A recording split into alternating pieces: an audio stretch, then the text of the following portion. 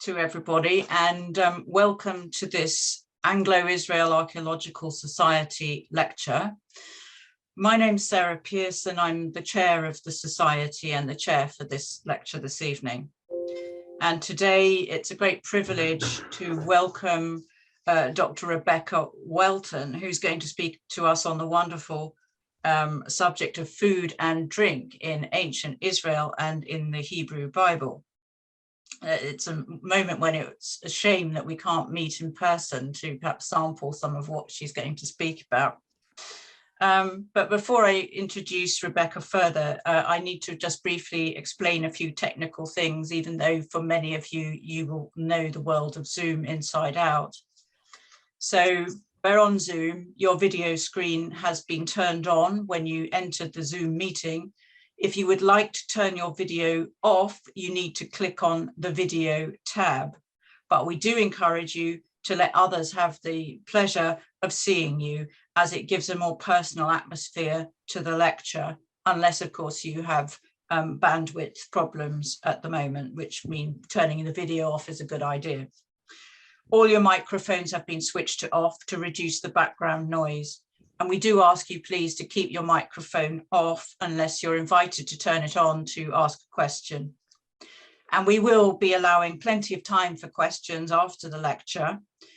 If in the course of the lecture or afterwards, when we're in the question and answer time, if you think of a question that you would like to ask, please do put your question into the chat, which you find under the chat function button. And if during Rebekah's presentation you press on the chat, a chat bar will appear and you can type in your question. Now, once you finish typing, please just press enter and then we can all see your question. I will either present your question directly to Rebekah, or I may ask you to ask the question yourself.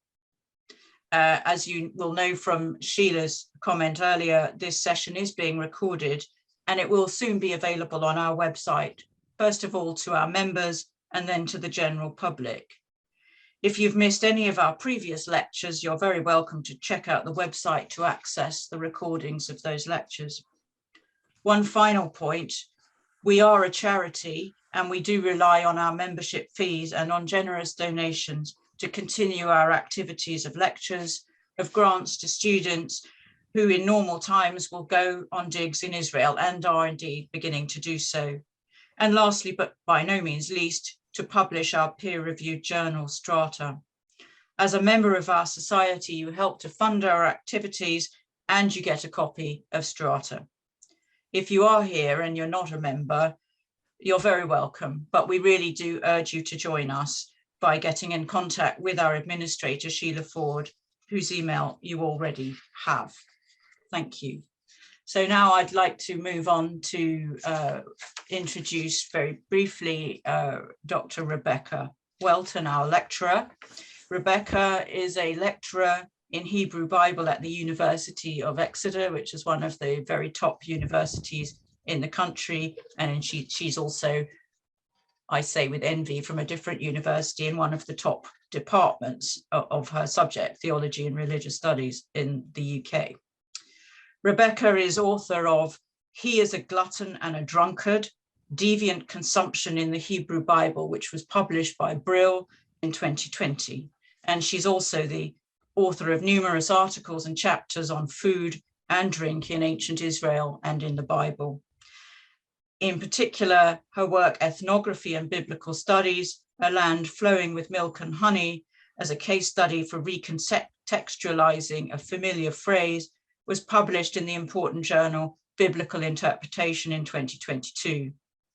Dr. Welton also works as an area supervisor on the Mount Zion excavation in Jerusalem, directed by Professor Shimon Gibson, who's great to see you here, and was supported by the Society's student grant scheme during her time as a doctoral student. She's one of our great triumphs, if I may say so, as a society in terms of working with us as an archaeological explorer.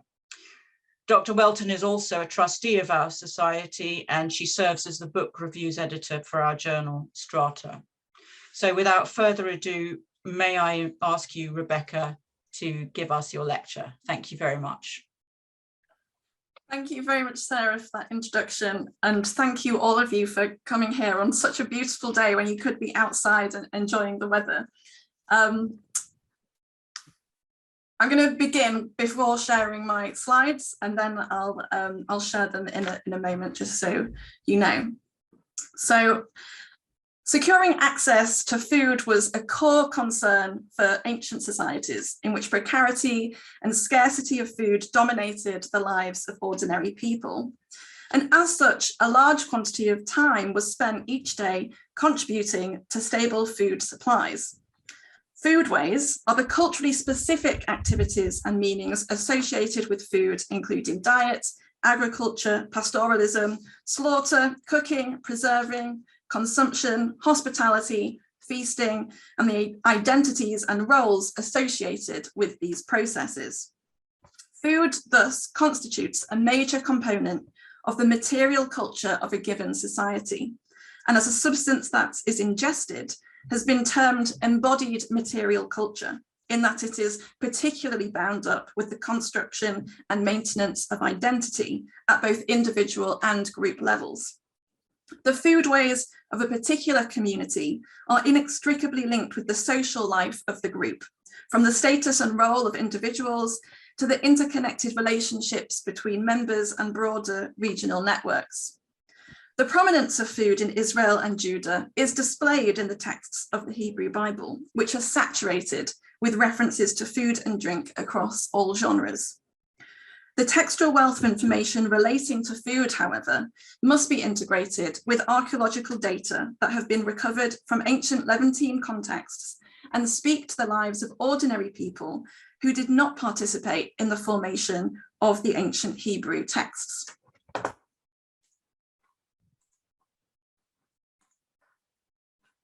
Okay, so hopefully you can see the slides. Ordinary Israelites and Judahites employed a survival subsistence strategy in their agricultural and pastoral labour.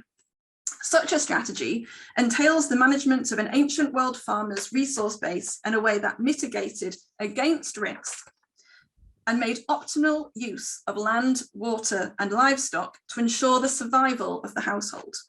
This included careful management of the ratios of sheep to goats, limited use of cattle for ploughing, a dependence on the lifetime products of animals such as milk, wool, ploughing power, and dung for fuel, and culling patterns that ensured these lifetime products were in secure supply. Such a strategy was likely to have included transhumance, which both widened the overall resource base of the farmer and reduced the risk of overpasturing. It also reduced the risk of disease, insect infestation, drought, and competition with other groups.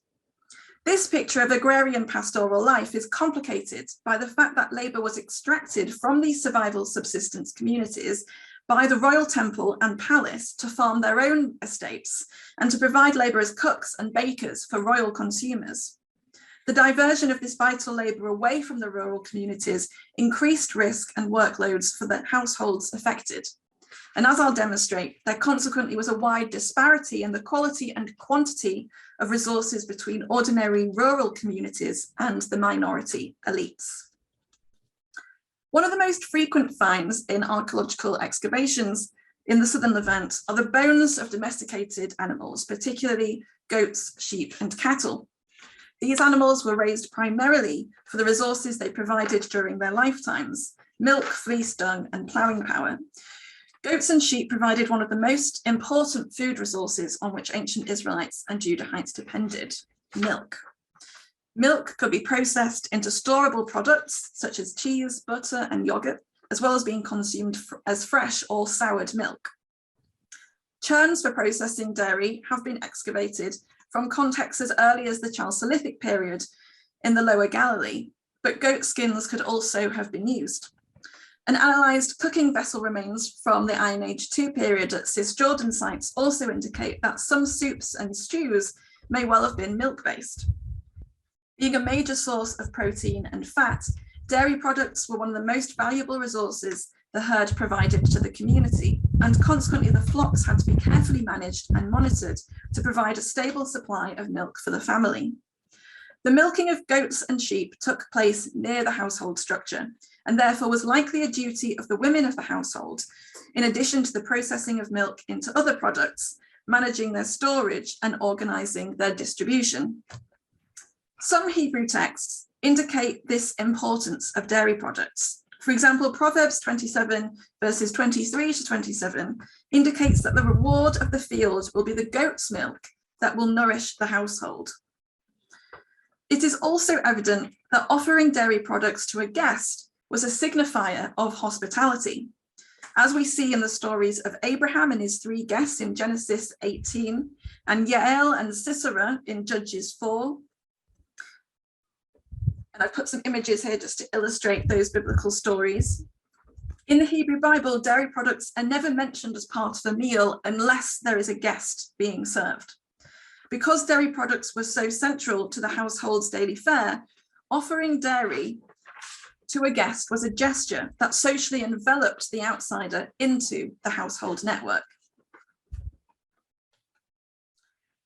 Cattle were kept in low numbers as they required large amounts of fodder and water, but they were vital for preparing the ground to plant crops such as wheat and barley.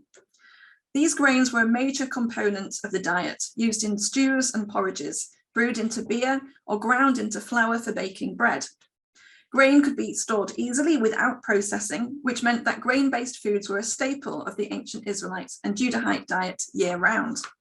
In fact, grain could be stored for multiple years and thus acted as a buffer in years where harvests were less successful. Malting grain increases its caloric value, which means the most effective use of grain was to malt it and then brew it into a thick, sweet beer. In ancient Israel and Judah, beer was a primary source of calories in the form of carbohydrates and protein. This beer, while being a primary food source, was mildly alcoholic at about 2 to 4% alcohol and could inebriate drinkers if consumed in large enough quantities. For the majority of ancient Israelites and Judahites, beer was the most cost-effective alcohol to produce, given that grain was so easily stored for long periods and thus was readily accessible at any time. Being a foodstuff produced without costly equipment in the home, beer was brewed by women and thus constituted a major aspect of Israelite and Judahite women's work. Beer is frequently mentioned alongside wine in ancient Hebrew texts, for example, Leviticus 10:9, Numbers 28:7, Deuteronomy 14:26, and so on, but it doesn't receive the same amount or the same kind of attention as wine does, likely due to beer's association with the female domestic sphere and the greater preference of costly wine by the elite male creators of the texts. Despite this, there is one instance where beer is offered to Yahweh as part of the daily sacrifices in the temple, and I've put this extract from Numbers 28 here, which shows that the priests are being instructed to offer beer to Yahweh. Like beer, bread making was a major aspect of a woman's role in the household. 3 hours a day would have been spent grinding grain into flour for an average household of 6. After the flour was produced, it was mixed with water and other ingredients like olive oil and salt, kneaded into dough, and baked into bread using a thermal installation fueled predominantly by animal dung.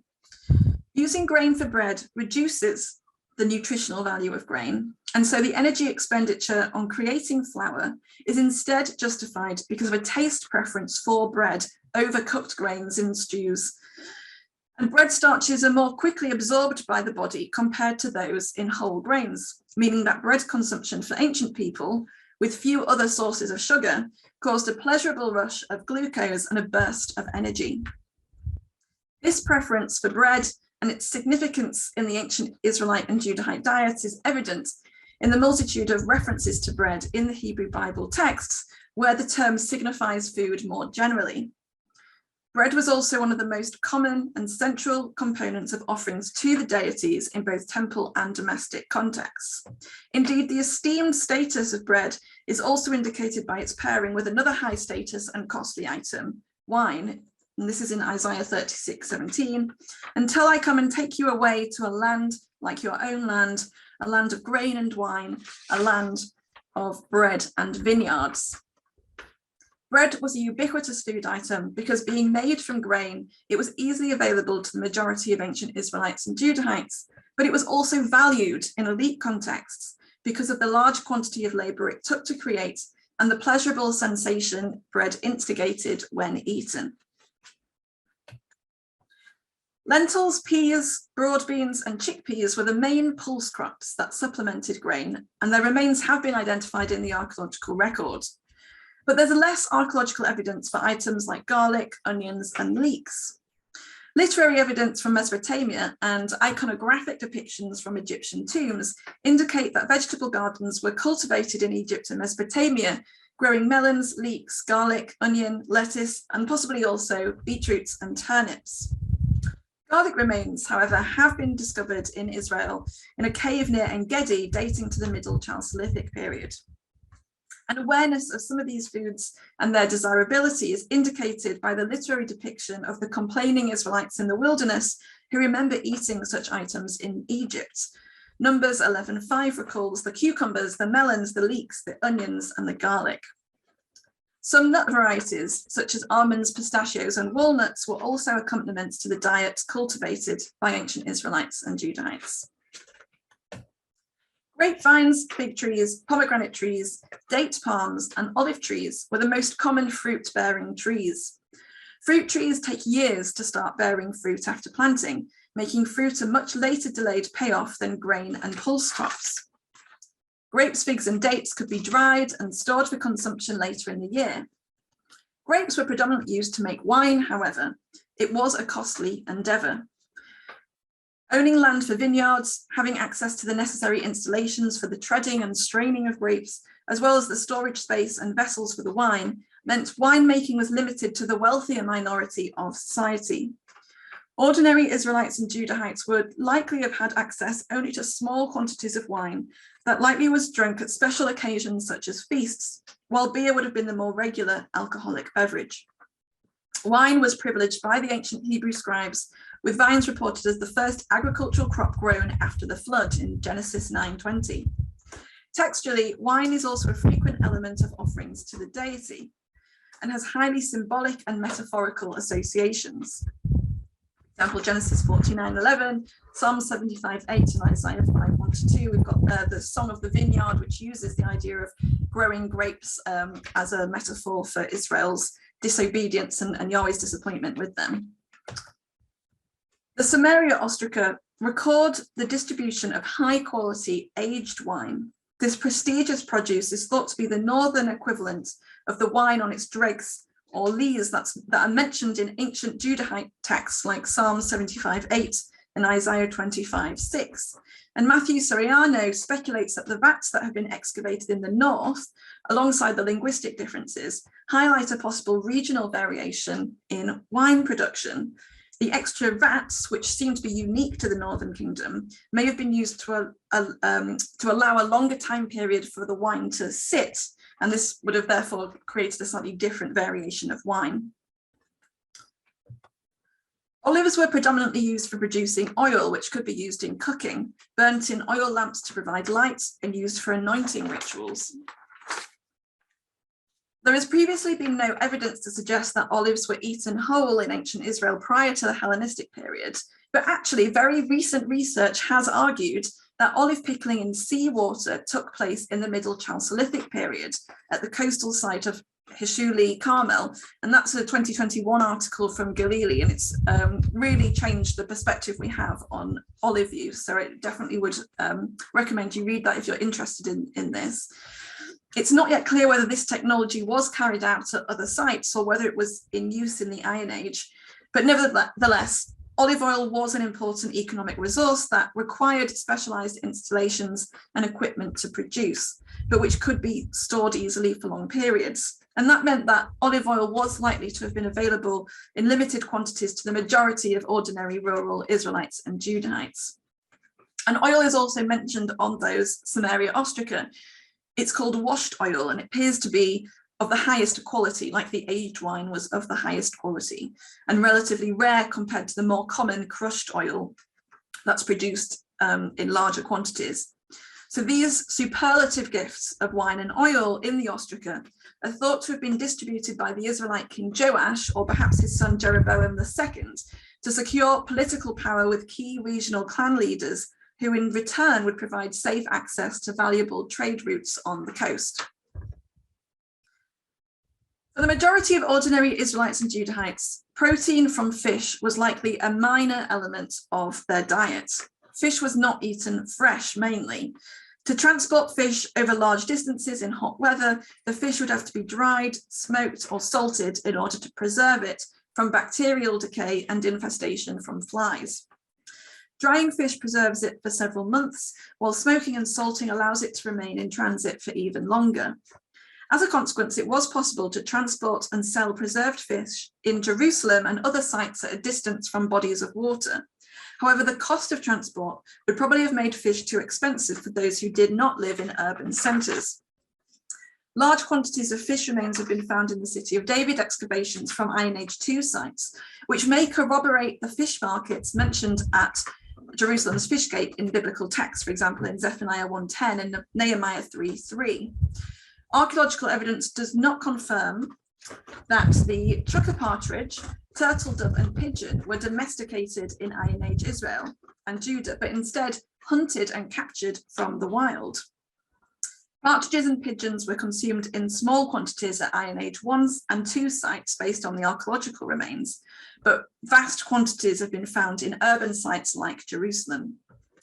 Bird meat was not a major component of diet because hunting for wild birds would have diverted significant attention and energy from the management of crops and domesticated animals.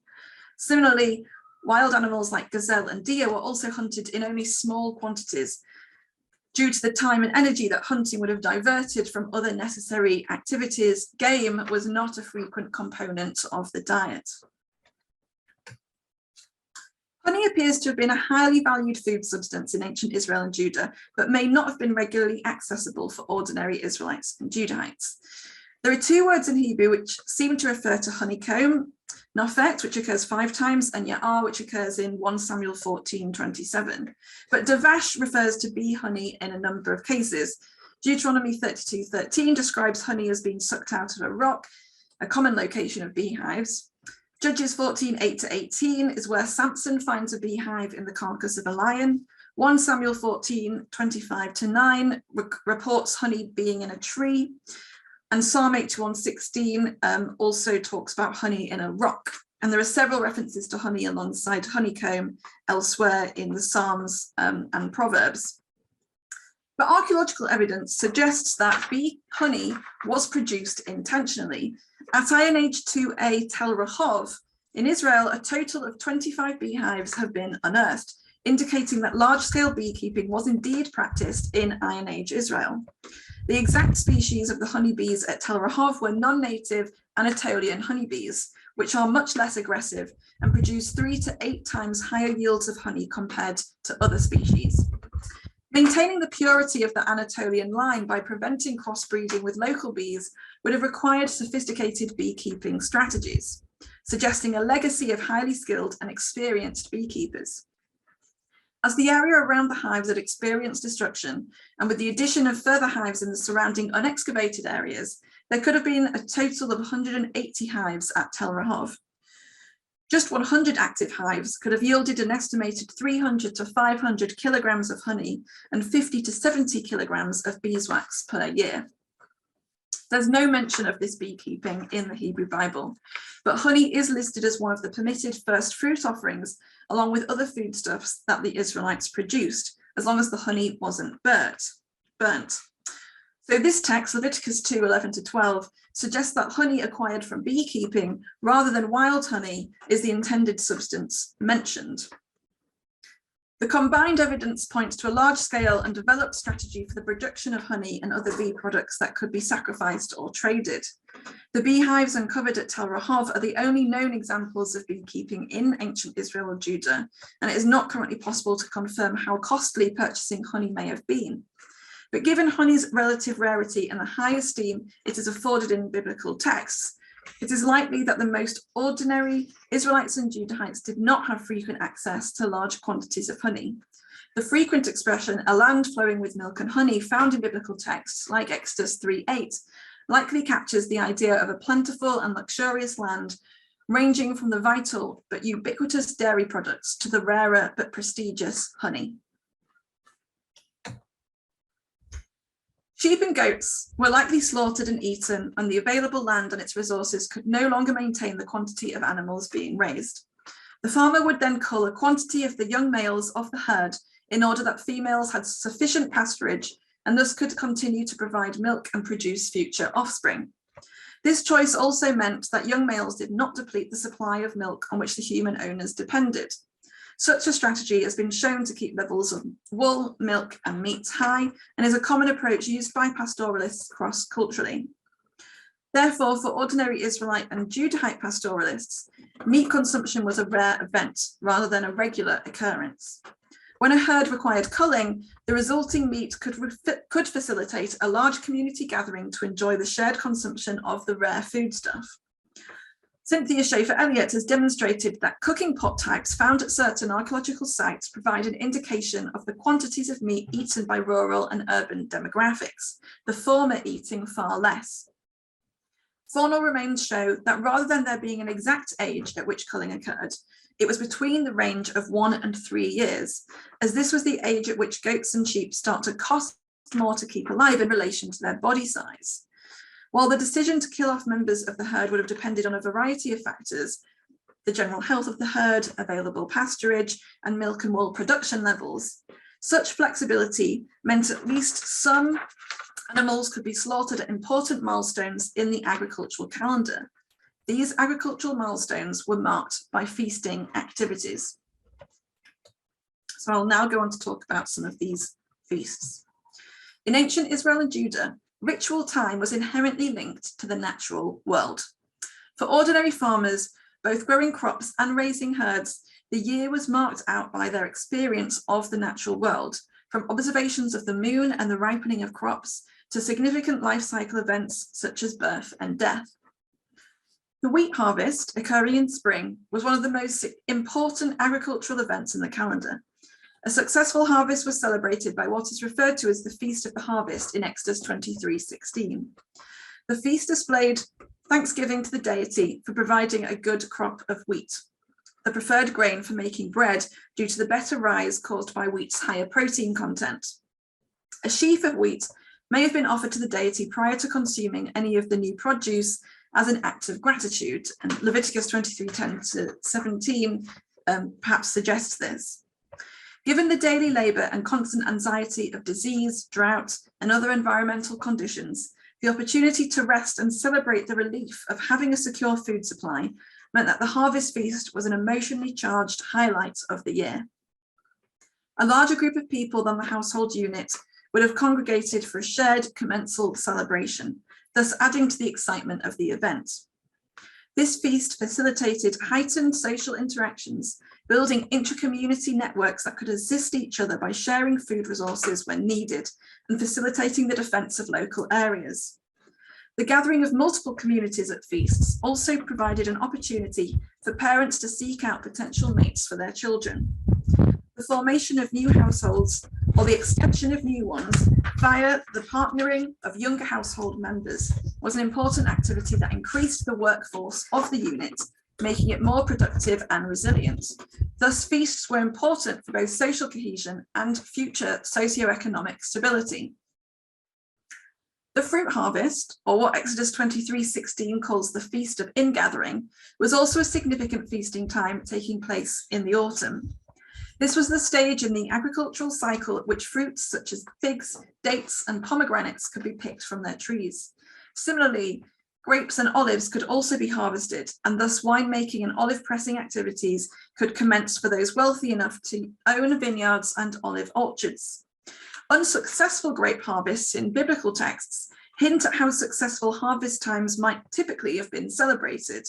Isaiah 16:10 reads, "Joy and gladness are taken away from the fruitful field, and in the vineyards no songs are sung, no shouts are raised, no treader treads out wine in the presses, the vintage shout is hushed." As the grape harvest signified the promise of wine and drunkenness, which are frequently associated with joy, it is logical that such a harvest time celebration would emphasize joyful activities like dancing, singing, and playing instruments. Most feasts would have included the consumption of beer and wine to assist in the commensality and formation of social bonds, but it is possible that feasts associated with grapes and wine production may well have been particularly focused on alcohol consumption. A third agricultural festival is associated with the ripening of the barley crops, which took place prior to the wheat harvest in spring. Biblical texts such as Exodus 23:15 and 34:18 refer to this as the Feast of Unleavened Bread. Barley was an important grain for the beer brewing activities of the household, but was not as beneficial as wheat for baking risen bread. Barley was also important because it provided fodder for livestock and was hardier than wheat, meaning barley acted as a plan B should the wheat harvest fail. For this reason, it is possible that the ritual act of eating unleavened barley bread prior to the wheat harvest acted as a kind of privation ritual performed to display to the deity an intense need for a successful wheat harvest. By conspicuously consuming the less prestigious food, flat bread rather than risen wheat bread, the aim was to make evident the dependence the ancient Israelite or Judahite agriculturalist had on the deity, and thus worked to ensure the deity did not bring disease or drought that would negatively affect the wheat in the weeks or months to come. This reasoning may provide some explanation for the command to either remove all leaven or not to eat leaven, as found in Exodus 12:15-20 and Deuteronomy 16:3-4. The spring event of sheep shearing was another time of festivity, given that, like the above agricultural harvests, the event marked the culmination of a year's labour and the successful procurement of a vital resource, wool. Multiple biblical texts mention sheep shearing: Genesis 31:19, 38:12-13, and 1 Samuel 25 and 2 Samuel 13:24. And the association between sheep shearing and feasting is most apparent in these occurrences in Samuel. There is evidence that ritualized sheep shearing feasts were practiced in comparable ancient societies, so it is reasonable to assume that a successful supply of wool was also celebrated by ancient Israelites and Judahite pastoralists. The feasting activities involved the consumption of food, including meat from sheep or lambs, as well as drinking alcohol to bring about joyful social commensality. Some of the food intended for the sheep shearing feast in 1 Samuel 25 is recounted: 200 loaves, 2 skins of wine, 5 sheep ready dressed, 5 measures of parched grain, 100 clusters of raisins, and 200 cakes of figs. Feasters at both of the sheep shearing feasts in Samuel become merry with wine. Culling male animals at this time of shearing to reduce the size of the flock would have made good sense, as the farmer would gain the benefit of the wool without the continued expense of raising additional animals that would simultaneously deplete the household's milk supply. Sacrificing animals at this particular feast thus carried an association of thanksgiving to the deity for the fertility of the flock and their lifetime products on which the Israelite and Judahite household depended. Feasts were also held that were not linked to the annual cycle of agricultural and pastoral labour, but were nevertheless associated with the life cycle and the socioeconomic resilience of the household unit. Events which saw the growth of the household, for example, by taking a woman as a wife or by having children, celebrated the potential for future contributions of labour and thus the continuation of that household's survival and lineage. Consequently, these events were still bound up with concerns over the fertility and food of the household, and fittingly were celebrated via shared consumption at feasts. Large banquets that likely spanned several days were held to celebrate the taking of a wife, as certain biblical narratives illustrate. The feasts facilitated the integration of a new member who would subsequently be able to provide labour to the household, such as grinding grain, baking bread, and brewing beer. The feast was therefore a time of joy and would have included alcohol and large quantities of food, which may have been provided as part of the bride price paid by the groom's family, as Mesopotamian sources suggest. The economic considerations that pervaded the occurrence of taking a wife are perhaps illustrated in the narrative in Genesis 29:15 to 31:21, in which the loss of Jacob's labour is a point of anxiety for Laban. Laban does not wish to lose the labour supplied by Jacob, Rachel, and Leah and their slaves, but Jacob equally wishes to establish his own household with the labour provided by his new wives and their slaves. Conception was expected to occur as quickly as possible after the taking of the wife, demonstrating the socio-economic value of the woman who could provide offspring and thus a larger workforce to support the household. In broader ancient Near Eastern culture, it is apparent that in order to secure fertility and pregnancy, sacrifices and feasts could be held in honour of the deities.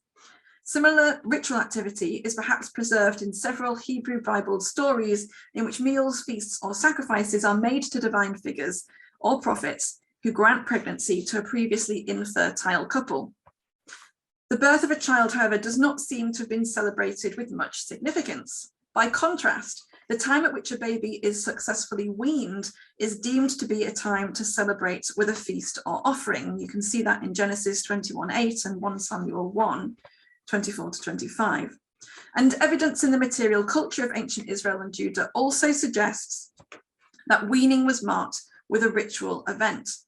Heavily breasted figurines of women, sometimes referred to as Judean pillar figurines, have been recovered from Iron Age contexts and are frequently broken at their strongest part, suggesting an intentional breakage to mark the successful transition from breastfeeding to solid foods. This transition was important for the child and the household, as it signified the likelihood that the baby would now survive to adulthood and thus become able to contribute to the socio-economic labour which supplied the household with food. A weaning feast thus socially integrated the child into the productive network of the household via the shared and ritualised consumption of food, and thus signified the continued resilience and survival of the family. The death of a member of the ancient Israelite or Judahite household would also have been marked with ritual activity, and this would have been to mourn and commemorate the deceased. Many texts from the ancient Near East recount offerings of food and drink for the dead, suggesting that such a practice was common in the wider cultural milieu to which ancient Israel and Judah belonged. In the grave remains of many Judahite burial sites, certain objects repeatedly turn up, such as bowls, plates, ladles, food storage jars, jugs, cooking pots, and faunal remains. There are some rare occurrences of plates of lamb excavated from tombs, one in Bet Shemesh, tomb 2, and another in a tomb at Gezer. Utensils and plates of food were likely left with the dead in tombs to provide them with sustenance. It is also likely that living relatives, after depositing the body, held a ritualized feast in the tomb and left the vessels and other utensils behind. This feasting and feeding of the dead was an act of commensality by the living, which likely fostered kinship bonds and positive relations with the recently dead and other ancestors. Saul Ollian has argued that invoking the name of the dead and bringing food offerings served to reconstruct the social relationship between the living and the deceased family member. Perhaps part of this resocialization involved understanding the deceased member to have become a venerated ancestor who could now participate in household life via ensuring the fertility of the land, animals, and human family. But it should be noted that the idea that the dead had supernatural powers and could engage in reciprocal acts has been contested in certain scholarship, for example, by Brian Schmidt. Some biblical texts indicate that such practices were normative in ancient Israel and Judah. Deuteronomy 26:14 states, "I have not eaten any of it," it's referring to the sacred portion of the tithe here. "I have not eaten any of the sacred portion of the tithe while in mourning. I have not removed any of it while I was unclean, and I have not offered any of it to the dead." This command is the only one which relates to offering food to the dead, and it is not an absolute rule outlawing all offerings to the dead. Instead, it only specifies that the tithed food should not be offered to the dead, not that it is forbidden to make offerings to the dead in general. The reason for this is likely due to the corpse impurity that would transfer to the food. It was vital that this impurity did not then become associated with the offerings made to Yahweh. Psalm 106:28 hints at sacrifices to the dead, albeit in a critical tone, and later texts also point to the practice of food being left on graves, and that's Tobit 4:17 and Ben Sirah 30:18.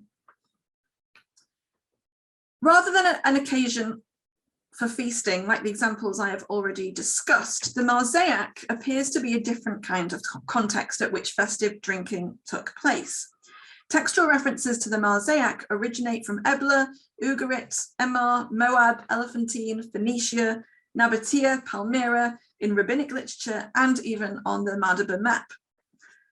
While not necessarily referring to the same practice, references to the Mosaic span a period from the second half of the 3rd millennium BCE to the 6th century CE, a period of 3,000 years.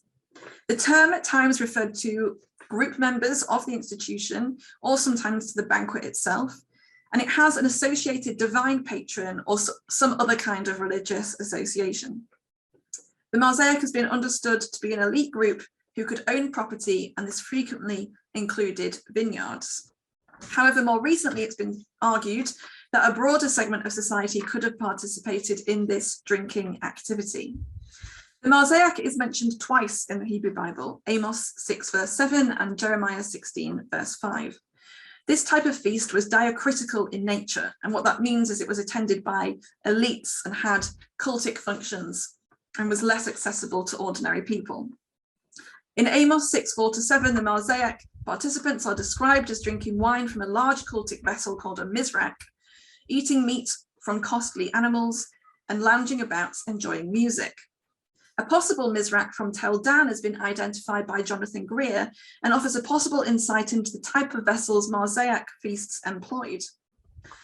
And while the occurrence of a Marzihu house in Jeremiah 16, 5-7 precedes an instruction not to perform a range of mourning customs, the Mosaic is not inherently associated with funerary or mortuary rites. We must, however, assume that a Mosaic could feature as a locus of mourning activities, as well as other occasions for drinking. Further biblical texts that do not use the term Mosaic explicitly have also been identified as likely allusions to a Mosaic, and these include Judges 9:27 and 2 Kings 9:37 by Naaman.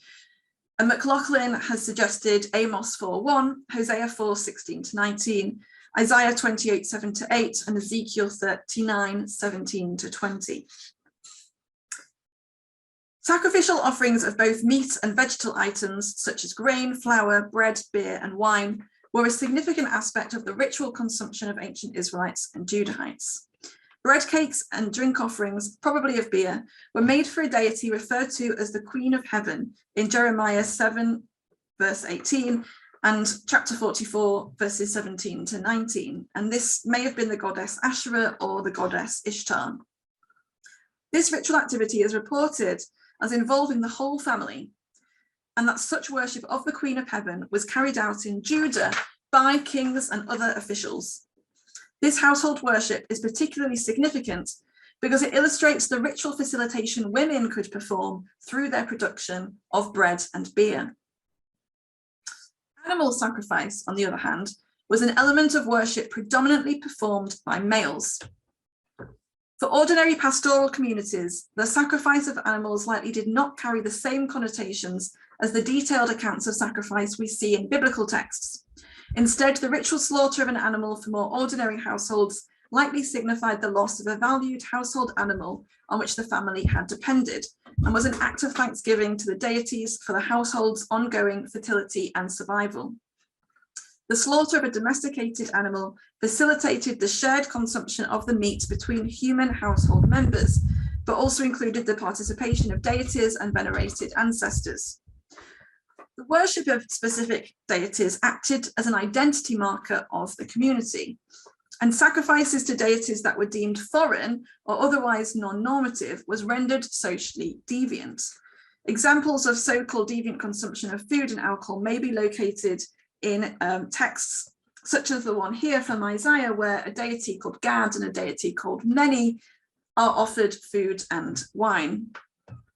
But this kind of deviant consumption may also lie behind the accusation of being a zolel and a sover, which is what we find here in the law of the rebellious son in Deuteronomy 21, 18-21, where the son is stoned to death after being accused of a zolel and a sove.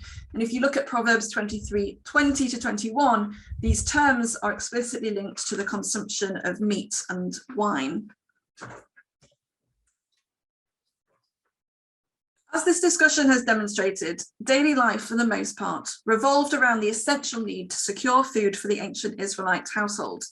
The most obvious activities are those directly related to food production and preparation, such as milking animals, grinding grain, and cooking meals. But other activities are also entangled with the constant and perpetual need for food security. Ritual feasting activities mark modifications to the household workforce, whether that's through gaining a woman or a weaned child, or losing a person who is mourned but fed even in death. Harvest times mark rare pauses from constant labour, providing the opportunity to enjoy the produce that household members and divine benevolence have brought to fruition. This vast amount of labour is intensified by the frequent risk of disease, drought and famine, in addition to the extractive state which likely also added to the household pressures. Food and drink marked the time of the ordinary Israelite Judahite household, as the production and consumption structured not just the hours of the day, but also annual patterns of activity. It is this all-encompassing nature of food that affords it the rich metaphorical and symbolic power we see in ancient texts. It is additionally the reason why the food and drink of ancient Israelite and Judahite cultures should be emphasized and included as a significant aspect of the historical and socio-economic context when investigating biblical texts and the lives of ordinary Israelites and Judahites. Thank you. Thank you very much indeed, Rebecca. That was wonderful. Wonderful exposition. We have some time for questions, if you're happy with that, Rebecca. Yes, absolutely. And you've already got quite a few. Sheila, would you mind telling me if anyone puts their hand up in case I don't see it? Yes, if I notice, I will, of course. Thank you. So I have a question actually that was sent to me directly, but I can't tell who it's from, but it says, wasn't honey originally made from dates? I don't believe it was. I think that it's bee honey. There's so much evidence from the biblical text that it's talking about bee honey that was found in the wild alongside honeycomb, and the beehives that have been discovered in Iron Age Tel Rehov show that beekeeping was being carried out. There are no examples in the Bible of a syrup being made out of dates, so I just don't think that we have any hard evidence to say that it's a date product. I think that we're talking about bee honey. Thank you. And then a question from Nicholas John Brett. Although fish bones have been found in Jerusalem, it is my understanding that Omri Lernow has identified them as primarily originating from the area of the Nile Delta rather than the Sea of Galilee.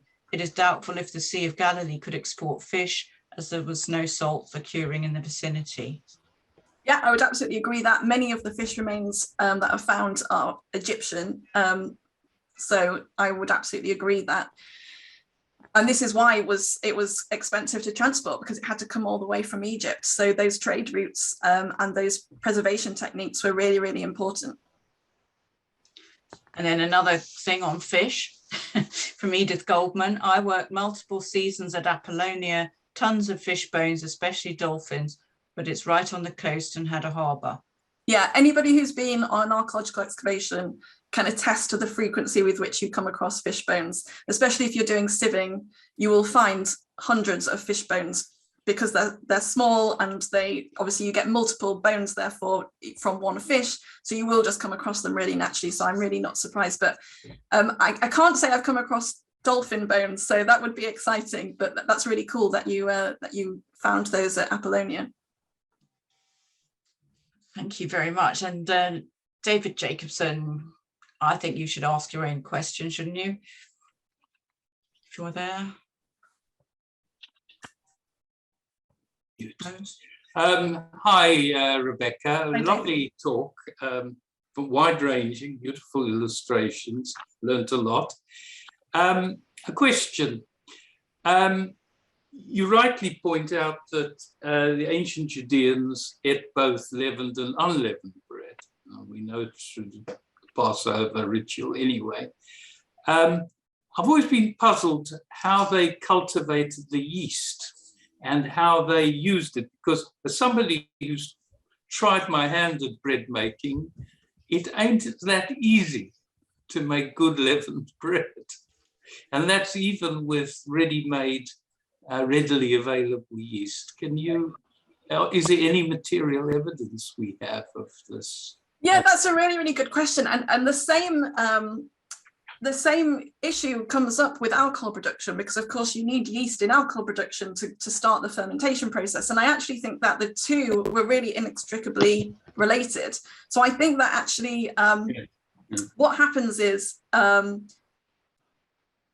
yeast is actually airborne. So I don't know that they really necessarily knew exactly what yeast was in the same way that we know what yeast is. But yeast is airborne. So if they had a big pot of malted grains in a liquid, it would naturally start to ferment because the yeast would land in it and start off the chemical reaction. And we can tell from Egyptian tomb art and sculptures and models that in these kinds of establishments where bread making was happening, beer brewing was happening in the same room, because actually they were using the same mechanism to start the process off. So we actually think that perhaps some of this kind of starter from the beer brewing process was added to the flour. So it was actually the transfer from the yeast in the beer making process combined with the dough that then allowed the bread to rise. And then it just becomes a cyclical process where then you could also add bread to the beer making process to also exaggerate the fermentation of the beer. So it was really, really linked in a cycle. So I think that that's quite a compelling way of thinking about how they thought about leaven as kind of this transference between the beer and bread making processes. So you're saying that bread and beer were inextricably linked? Absolutely, yeah. That's a fascinating concept, you know, not one that's obvious unless you really think about it. Well, none of us make our own beer really, unless you're in have a minority kind of hobby in that. But I'm sure you don't link it to your bread baking either. So, yeah. Thank you for your question, David. Thank you very much for your answer, Rebecca. So, Steve Doyle, would you like to ask your question? Hi, Dr. Welton. Hi, Steve. How are you? I'm fine, thank you. That was really interesting, and thank you also for doing it on a day when you could have been outside enjoying the rare, lovely English weather. I just have a question about wine left on its lees, which you mentioned quite early. It kind of interests me because it also appears in Zephaniah, where people are kind of compared to wine left on its lees in a derogatory way. And I just wondered, what is it about wine left on its lees? Is it better wine? Is it more expensive? Is it more alcoholic? Or do you know anything more about kind of what happens to it? That's really interesting. I'll have to look into that kind of derogatory use of it more closely. My understanding of it is that because it's got a longer,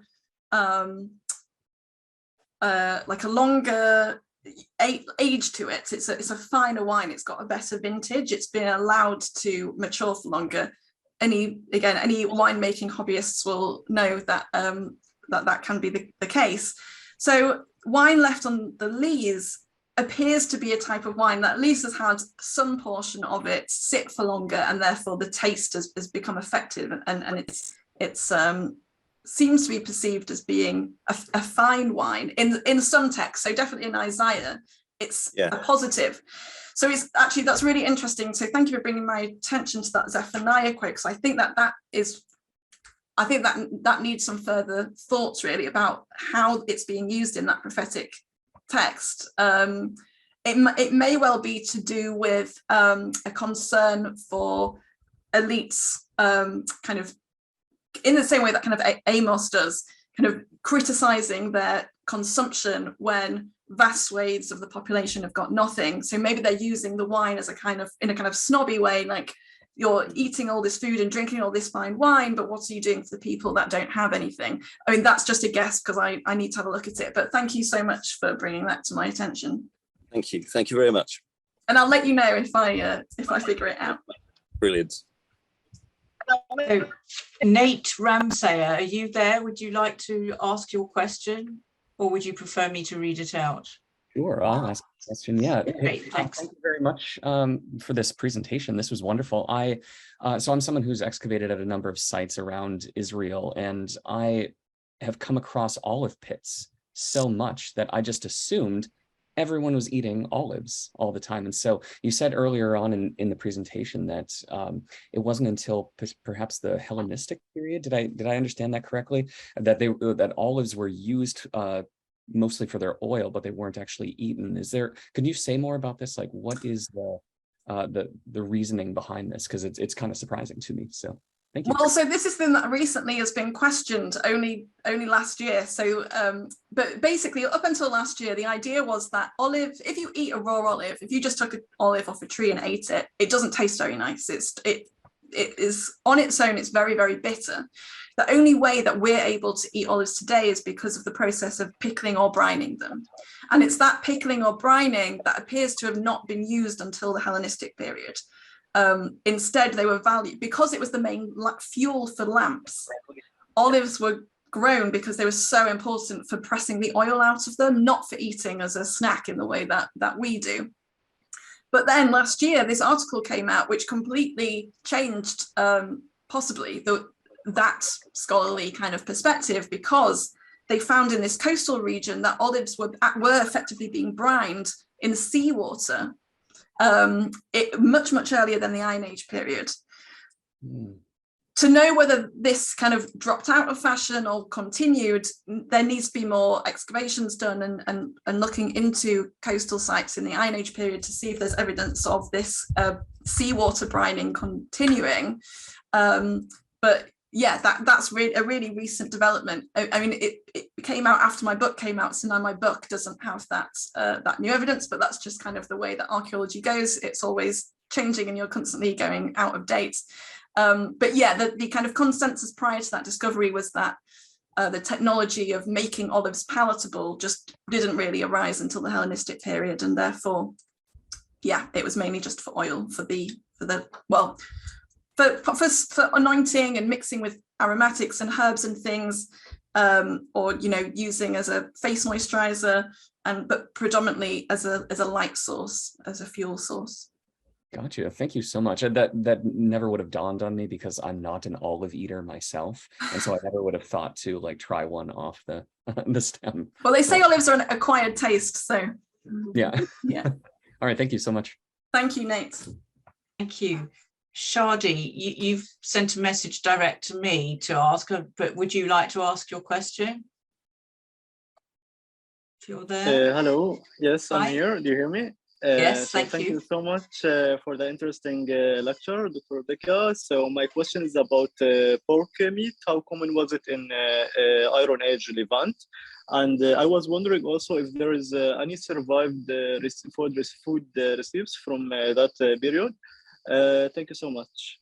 Sorry, could you repeat the question? I didn't quite catch what food item you were asking about.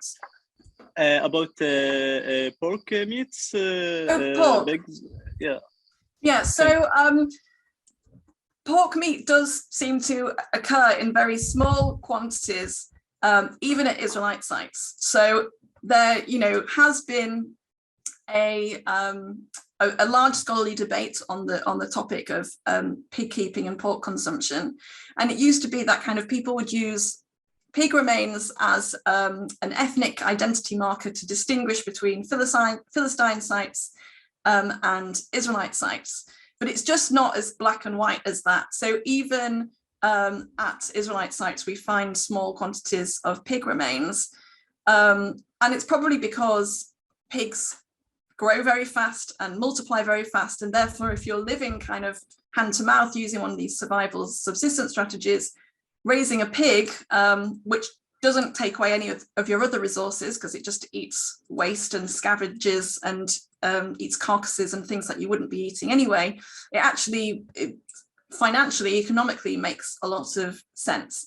So it's not really possible to use pig remains as an ethnic identity marker, but we do know that it also is dependent on the environment. So pigs need to wallow, so very dry sites often show less indications of pig keeping, and we do get more pig remains at some Philistine sites, but there are also some Philistine sites that don't have pig remains.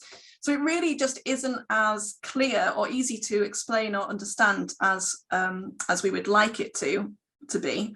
But it's a very, very fascinating area of kind of looking at food within this kind of archaeological and biblical subdiscipline.